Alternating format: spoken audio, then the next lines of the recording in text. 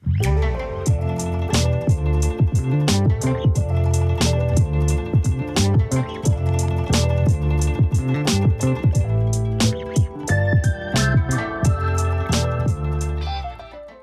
everyone, welcome back to this week's episode of my Japan Travel Diary series. Now, I did just want to quickly go over one thing before we get into it. So, on this particular day of the trip, I didn't realize just how little I'd actually filmed. So today's episode is probably going to be a little bit shorter than my previous videos. Now, that being said, that does not make this particular day any less amazing as any of the others. I had an absolute blast. So on this particular day, we went to a really big theme park in Japan called Nagashima Resort, which is not too far from where we stayed in the previous episode at the Super Hotel in Yokkaichi, and it's kind of between Yokkaichi and Nagoya. Now, I had an absolute blast at Nagashima Resort. It was really an amazing theme park, so I do apologize that I didn't have more footage for today's episode. I think I still did capture a decent amount, but it definitely could have been a whole lot better. So when we arrived at Nagashima Resort, as you can see, the weather here was looking pretty gloomy on this day,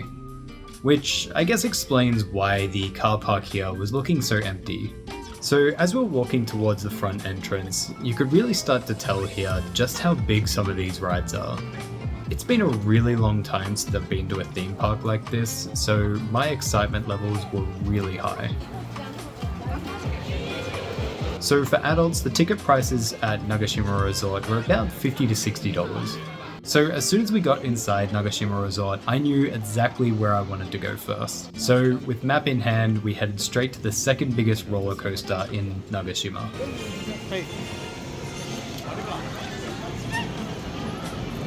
So on our way, we walked past a lot of really fun looking rides, and soon after we arrived, you could actually start to see that the sun was really starting to come out of the clouds. And if you've been following along on these travel diary videos, you probably know that in the previous episode, we actually went to a shrine dedicated to Amaterasu, which is the goddess of the sun.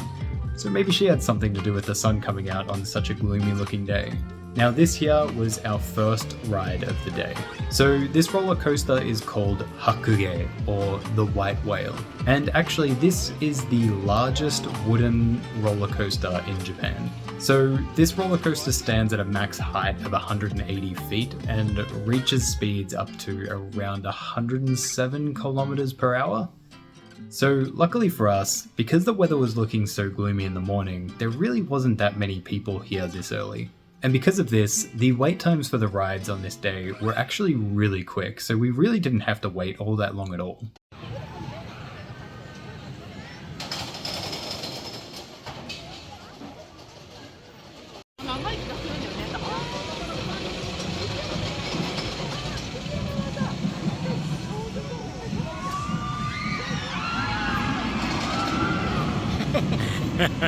So the White Whale was a really fun roller coaster, but I gotta say, my favorite thing on this day was probably not the roller coasters themselves, but being there with my wife and my in-laws. So my father-in-law really likes roller coasters, but at the same time, he's absolutely terrified of them.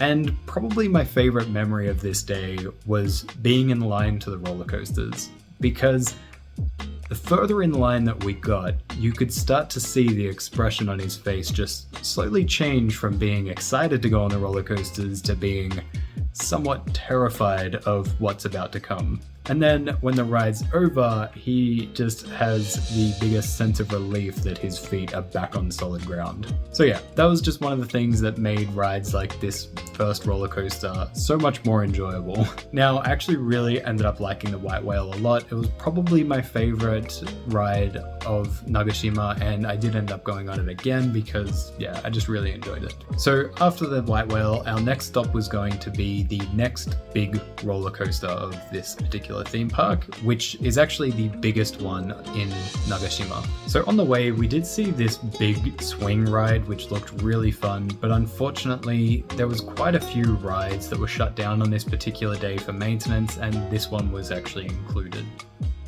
So on our way to the next big roller coaster of the day, there was also this smaller green roller coaster that was in front of it that also had a really short ride, so we did go on that. just before we went on the big white one. So the small green one in front was called Arashi, which was just a small, simple roller coaster, but it was really, really fun. The way the seats move, they just flip you around in 360, seemingly at random. Now, the red and white one in the back is actually the biggest roller coaster in Nagashima, and this roller coaster was called the Steel Dragon 2000. So this roller coaster actually stands at a max height of a massive 318 feet and reaches speeds up to 150 kilometers per hour. So it's actually a lot quicker than the White Whale as well. Now, this ride was also really, really amazing. And I don't know how or why I didn't take more footage of this roller coaster. As I said, I must have just somehow been way more preoccupied with having fun than I was filming, and yeah, it's really unfortunate. So again, I really apologize for that. Anyway, moving on from this ride, the next ride that we went on was this tower. Now this ride kind of just launches you up in the air, you come back down again, it launches you back up. Very simple, very good view from the top though. But all in all, it was a little bit boring in comparison to the previous roller coasters that we'd just been on. Probably a good place to start maybe. But yeah, at this point, it wasn't really that exciting. It was still fun. Countdown. 3, 2, 1, fire!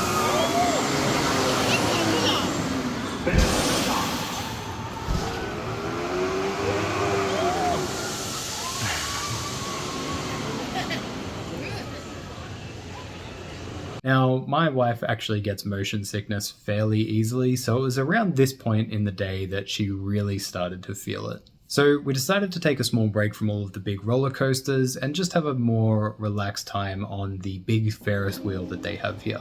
So this was actually my first time ever being on a Ferris wheel. I mean, every single time I go somewhere that has a Ferris wheel, there's always a lot of these other crazy roller coasters, and I just usually much prefer to go on them. But I gotta say, the view from on top of this Ferris wheel was absolutely amazing. You could see absolutely everything in the park from here.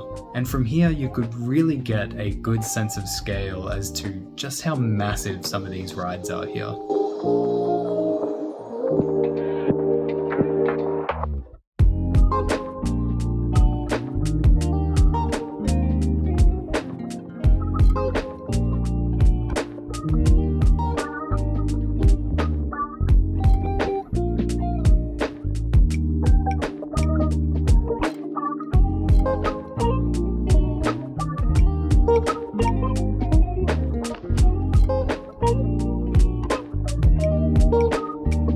Nagashima Resort really does have a lot of really good rides, and it actually also has a water park attached to it as well. Although from the Ferris wheel, you could kind of see that the water park did look a little bit empty, which is probably just because the weather really didn't look like it was going to be that good today.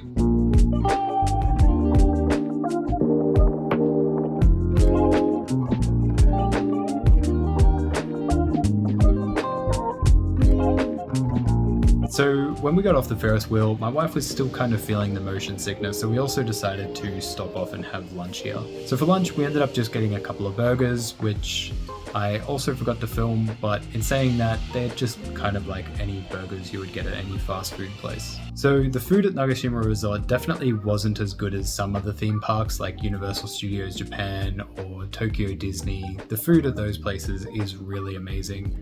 I think the food at Nagashima, from what I had, was a little bit more basic, but it was fine. So after lunch, we headed over to the newest ride at Nagashima Resort, which was this roller coaster here called the Acrobat. So the Acrobat is a little bit smaller than the other main roller coasters at Nagashima, standing at around 141 feet, but in saying that, it was really, really enjoyable. So the Acrobat is one of those rides where you sit in it and the tracks are above you rather than below, and the seats raise back, so it's like you're laying on your stomach, which makes this ride feel like you're really soaring through the sky. It was really, really fun. Although I don't know if I'm the only one that feels this way when I'm on these kind of roller coasters, but every single time we go over some sort of loop or something like that, I always feel like I'm going to bash my legs on the track that's sort of off in the distance.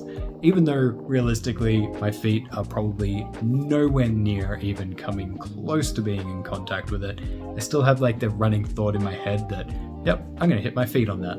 Maybe it's just me, but I feel like that thought always runs through my head when I'm on these kind of roller coasters. So the next ride that we went on after this one was actually previously shut down when we first arrived, and it had actually just opened up as we were walking past it towards the exit. So this particular ride was a really short, simple ride. It just goes forward over this loop and then comes back over the same loop backwards. That's it. Now, because of the big loop and my wife still feeling that motion sickness a little bit, she did decide to sit this one out, so she actually filmed me while I was on this one. And luckily enough, for the first time on this whole day, I was actually sitting at the front of the ride. So you can actually see me in this footage coming up with my hands up the whole time. It was really fun, even though it was just a short, simple ride.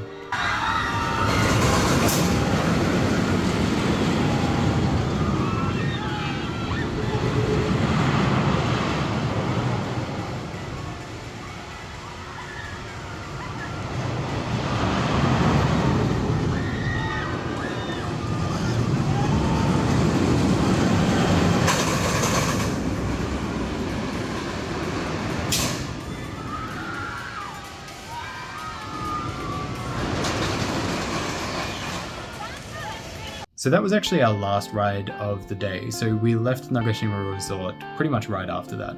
So just outside the exit, there's actually a shopping outlet right next door. So we did end up going into the outlet to do a little bit of shopping, nothing too interesting, so I didn't really do any filming while we were in there. I was also getting a little bit of a headache from all of the rides that we'd just been on. And the main reason why we didn't stay too late at Nagashima Resort is actually because right after we were planning to drive back to Fukui, which was about a 4-hour drive from Nagashima. So by the time that we got back into Fukui, it was getting really close to dinner time, so we ended up stopping off at this really amazing tempura place, and this food here was absolutely incredible. It was probably the best tempura I'd ever had. Now, unfortunately, I don't remember the name of where we went to get this tempura. I'll try and find out, and if I do, I'll leave it in the comment section below. I'm not too happy with just how little I filmed on this day. I definitely think I could have done a much better job, although I am still learning, and I do feel like things are getting better and better each time I make these videos. Even just this, speaking to the camera, is feeling a lot easier with each one of these videos that I make. And now I only sweat just a little bit from all the anxiety I feel speaking to the camera like this. Anyways, that's it for this week's episode of my travel diary series. I really hope that you enjoyed this video despite the lack of footage that I took of Nagashima Resort, and I would really like to hear your thoughts and opinions on today's video in the comments. Now, if you did like this video, please show me by hitting that like button and also subscribing if you haven't already. And you could also click that notification bell if you'd like to stay up to date with my future videos. Now, in next week's episode of my Travel Diary series, I definitely have a lot more footage to show of me and my wife going to this small island off the coast of Fukui, where we explore the island as well as this small, somewhat abandoned shrine out there. And that episode is definitely one that I'm really looking forward to showing you all, so I really do hope that you all look forward to that, and I hope to see you in the next one. Bye for now.